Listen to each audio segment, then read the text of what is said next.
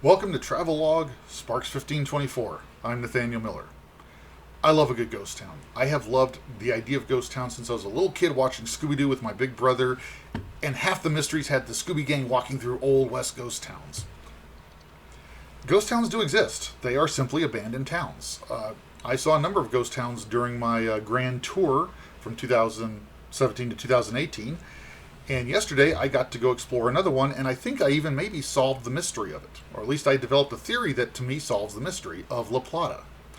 La Plata is a ghost town up in the mountains near Fallon, Nevada. It's about a 2 hour drive, even though it's only 20 miles away, but to get up there in those mountain roads takes over 2 hours.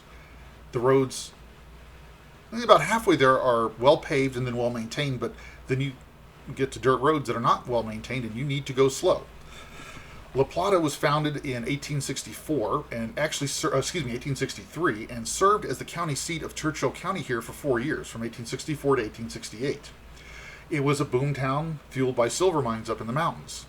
Now, after the mines played out and the town was abandoned, it fell into disuse and the buildings all literally crumbled, broken up for building material by other settlements, just taken down by weather, the usual. The main structure that everybody notices when you come to La Plata is the remains of what was once a rather large, significant building, but there is some disagreement if this was a mill or a courthouse.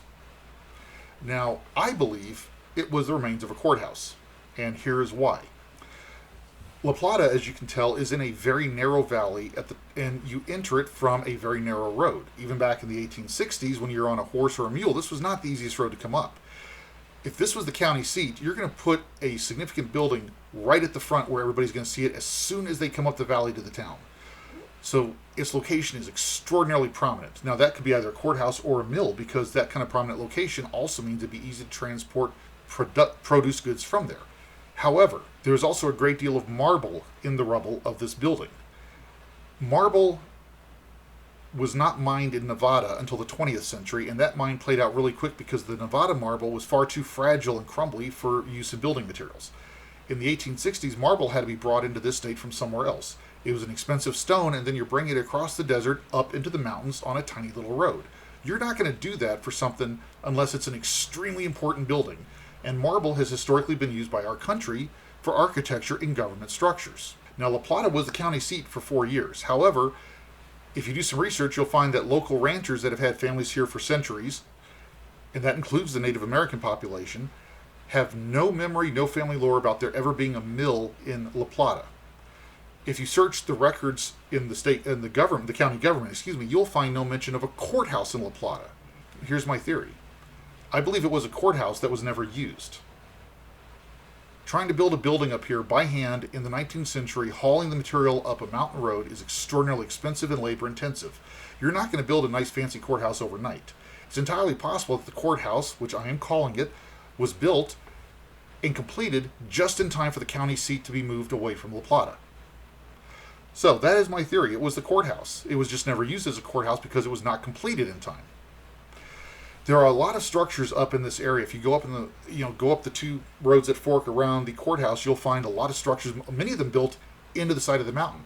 Easy thing to do. You've got one wall already built for you by the mountain. You just need 3 others. They're very hard to see, however, because they're all built out of native stone, and as they crumble, they look like rock piles. So you really have to look for evidence of human intervention in the environment. Translation, look for straight lines and walls. And even then, it's not that easy because walls have crumbled and covered themselves with rubble. Sagebrush and other plants have grown up around them. And again, vandals and people seeking material to recycle into building material have taken their toll. As always, if you come to a place like this, take all the pictures you want, make all the memories you want, looking around, exploring, seeing how people live, trying to imagine the stories that went on in this harsh environment. But leave only footprints. Take only photographs, leave only footprints, respect the land so that the next generation can also have the experience of seeing these stories.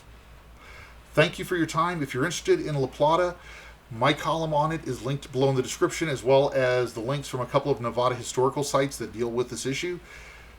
Please check them out. If you like this video, please hit the like button, share it if you want, and also, of course, I'd ask for your subscription if you think what I'm doing is worthwhile. I will see you next time, and I will be heading south. Next stop will be Las Vegas, and then moving on down to the Grand Canyon. So until then, go and do great things.